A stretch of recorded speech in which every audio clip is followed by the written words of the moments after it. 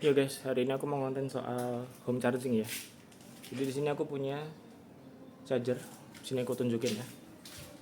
Ini juga chargernya dari 2ED ya. Ada kartunya. Ini PLN-nya ini dari 2ED nih ya. Yang mana ini mereknya Arista Power ya. Yang dia error guys sekarang. Jadi dia merah terus. Jadi dia warning terus ya. Jadi lagi masalah. Kalau saya baca sih undervolt ya. Yang mana ini problemnya PLN dan tadi udah kesini. Cuman bukan itu masalahnya. Saya mau cerita tentang home charging ini guys. Oke guys, jadi buat kalian yang mikir kalau masang charger di BYD yang paketan ya itu akan mudah dan gampang, kalian salah besar guys. Terutama di case saya ya, terutama ya, saya tinggal di Jogja dan saya bisa bilang vendor chargernya BYD yaitu Arista Power itu sangat amat problematik, bermasalah sekali guys. Jadi saya jelaskan dulu ya.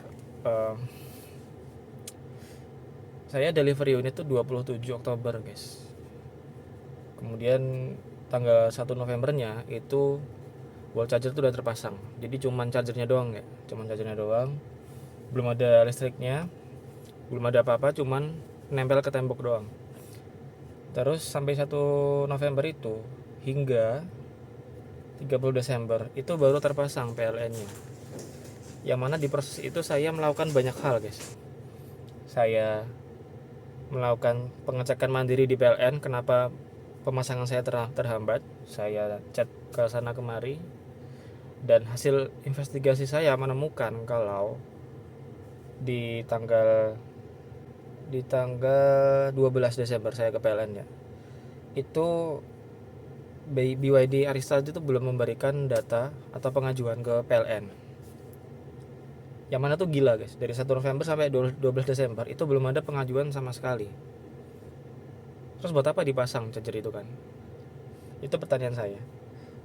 Terus baru di hari itu saya komplain ke BYD, di tanggal 15 saya di WA lagi sama PLN. Ada tagihan registrasi. Yang mana artinya sudah masuk tagihan ya, dan itu harus dibayarkan oleh BYD karena saya juga ambil paketan begitu.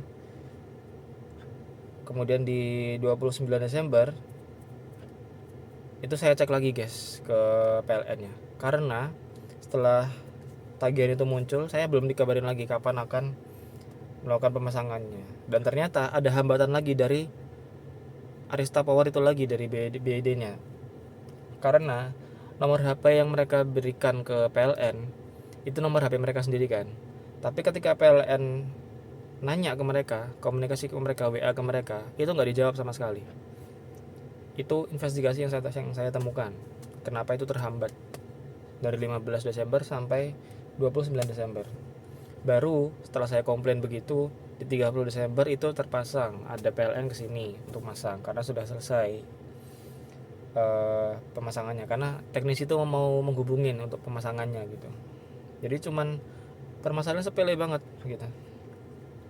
Sudah terpasang, tapi ini belum terintegrasi oleh sistem PLN mobile. Jadi bagi kalian yang belum tahu, itu adalah untuk dapat diskon juga ya salah satunya. Jadi kalau kalian mikir pasang home charging BYD itu simple dan murah juga nanti dapat diskon, enggak juga akhirnya kalau saya, karena itu nggak dilakukan juga sama Arista Power. Sampai hari ini tanggal 5 Januari saya komplain, itu belum selesai problemnya. Sampai hari ini juga masih ada problem. Dan ya, jadi kesimpulannya kalau saya sudah benar-benar muak sih sama masalah ini karena sangat menyita waktu guys. Jadi seperti yang kalian tahu, saya hari-hari juga cuman kerja taksi online ya, taksi online.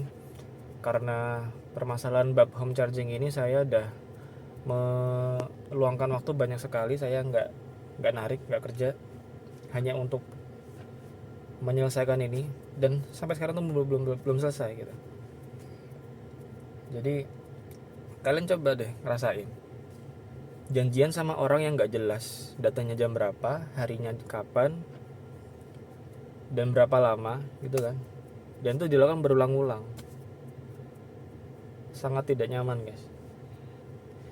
Jadi untuk Arista Power ya terkhususnya ya, pelayanan kalian tuh bener-bener buruk sekali. After salesnya nggak ada, saya bilang.